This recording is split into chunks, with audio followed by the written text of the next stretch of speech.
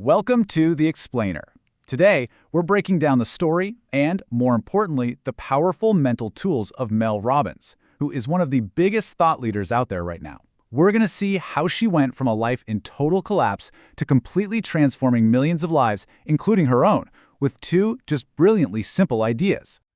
So to really get her story, you have to start here. At age 41, her life was just a complete wreck. She and her husband were drowning in $800,000 of debt. But believe me, that huge financial crisis, that was only the beginning of her problems.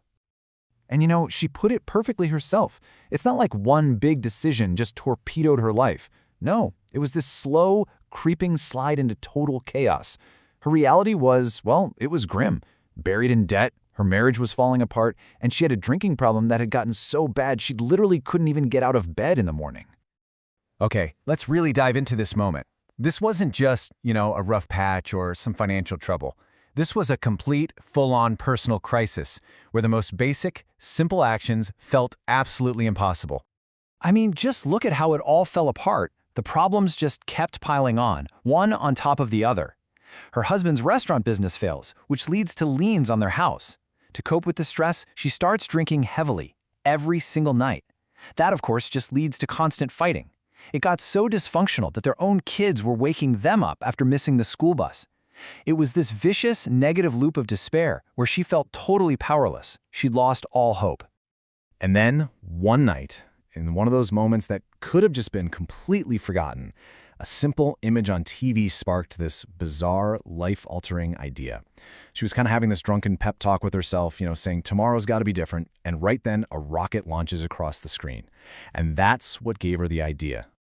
And that one stupid idea, it became a tool so simple yet so incredibly powerful that it would let her rebuild her entire life, one 5-second decision at a time. It became what the world now knows as the 5-second rule. Okay, so the rule is built on a really simple premise. Hesitation is the enemy. It's the killer of action.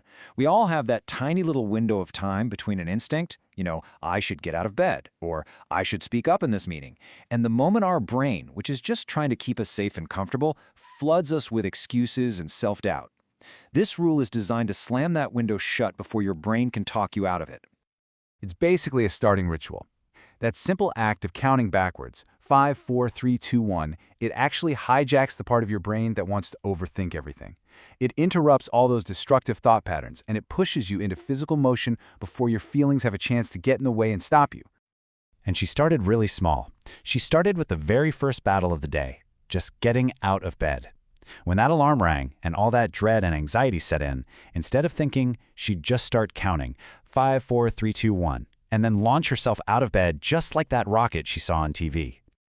Next up, she applied it to the habit that was fueling her depression. So when that urge to pour a drink would hit, she'd use the countdown to interrupt that pattern, 5, 4, 3, 2, 1, and just put the bottle down.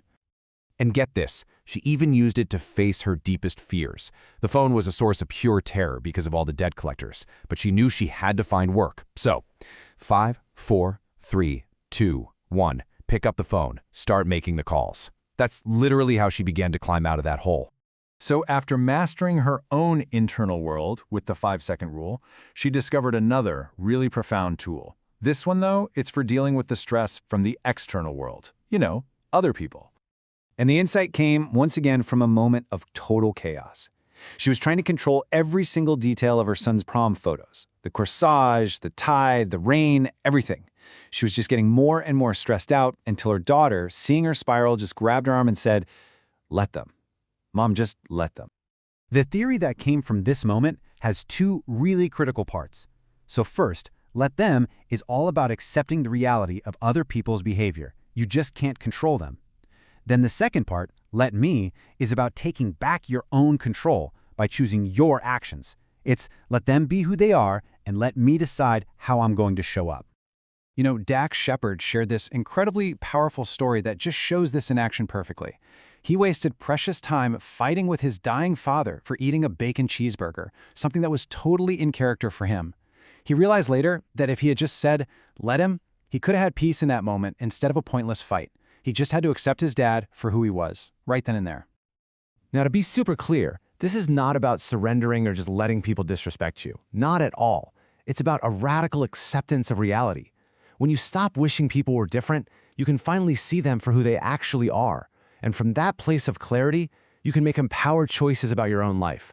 Whether that means setting a boundary, walking away, or simply choosing to love them just as they are. All right, so let's bring all this together. What you've got here are these two ideas that form a complete toolkit for managing both your own internal hesitation and all that external chaos that comes from other people.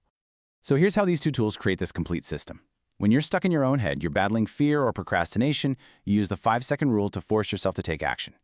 But when you're stressed out by things you can't control, like other people's choices, that's when you use the let them theory to find peace. One tool helps you push forward, and the other helps you let go. Ultimately, these tools are all about recognizing those small, tiny moments of choice that really define your life. That little alarm inside you that says, speak up, get up, or maybe let go. The real question is, what will you do with yours?